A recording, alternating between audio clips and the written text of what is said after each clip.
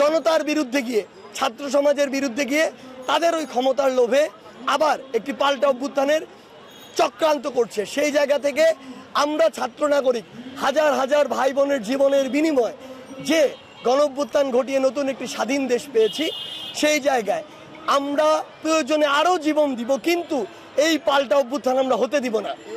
সেই জায়গা থেকে আমাদের আজকের এই অবস্থান কর্মসূচি। আমরা জানতে পেরেছিলাম 15 আগস্টকে ঘিরে তারা এমন একটি চক্রান্ত করছে, এই জন্য আমাদের রাস্তায় নামা।